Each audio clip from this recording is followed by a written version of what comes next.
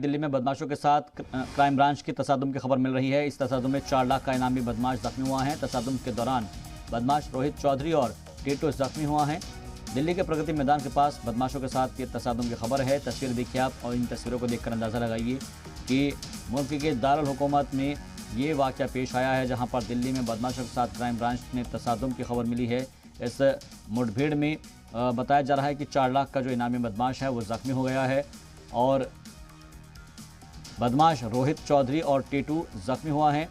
दिल्ली के प्रगति मैदान के पास बदमाशों के साथ ये तसादुम की खबर है।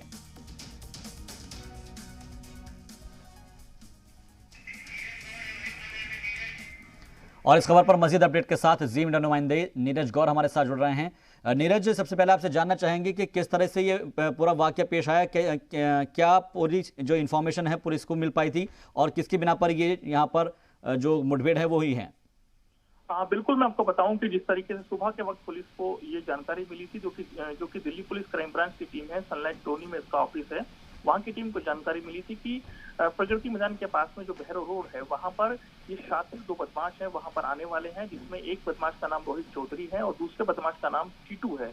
दोनों पर ही इनाम है, जिसमें रोहित चौधरी पर 4 लाख रुपए का और टीटू पर 2 लाख रुपए का इनाम है और दोनों पर कई संगीन धाराओं में अलग अलग स्थानों में मुकदमे दर्ज हैं और पुलिस काफी अरसे से इनकी तलाश कर रही थी और कई संगीन मामलों में इनकी तलाश थी। और जैसे ही पुलिस को सुबह इनके आने की सूचना मिलती है, उसके बाद में पुलिस वहां पर ट्रैप लगाती है। उसके बाद जैसे ही इनको रोकने की कोशिश करती है तो ये बदमाश जो है पुलिस पर फायरिंग करते हैं और बाल पुलिस के जो जवान है वो बच जाते हैं, जिसमें उसी दौरान जो है पुलिस इनको जवाब देते हुए इन पर फायरिंग करती है। उसी दौरान इनके पैर में गोली लगती है और ये अपनी कार देते हैं। उसके बाद में पुलिस ने इन दोनों को गिरफ्तार कर लिया है। जो पास का अस्पताल है वहां पर इनको भर्ती करवाया गया है। इस पूरे मामले की जांच कर रही है और सबसे बड़ी बात तो ये है कि साउथ दिल्ली के अंदर इन्होंने पूरी तरीके से लगातार वारदातों को अंजाम दे रहे थे। वहां पर क्राइम बड़ी बड़ी वारदातों को अंजाम दे रहे थे, जिसकी वजह से पुलिस को काफी अरसे से इनकी तलाश थी।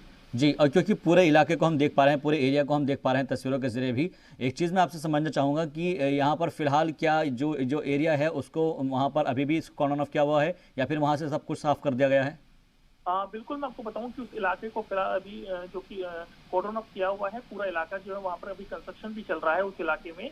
और सबसे बड़ी बात तो यह है कि पूरे मामले पर जो डीसीपी जो कि विषम सिंह है और उनके एसीपी पंकज सिंह, वो पिछले काफी अरसे से इस मामले को देख रहे थे और जिसमें एक महिला अफसर भी इसमें शामिल थी, जिसमें सब इंस्पेक्टर भी हैं, वो भी इसमें शामिल थे।